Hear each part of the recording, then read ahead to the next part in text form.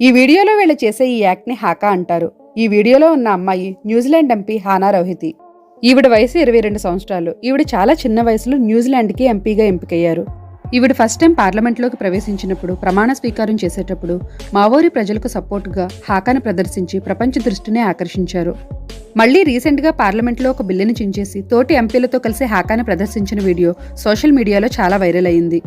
అసలు హాకా అంటే ఏంటి, ఎందుకు వీళ్ళు ఇంత వెరైటీగా బిహేవ్ చేస్తున్నారు అనేది ఈ వీడియోలో తెలుసుకుందాం. హాకా అంటే మావోరీ ప్రజల సాంప్రదాయక నృత్యం. మావోరీలు న్యూజిలాండ్లోని స్థానిక ప్రజలు.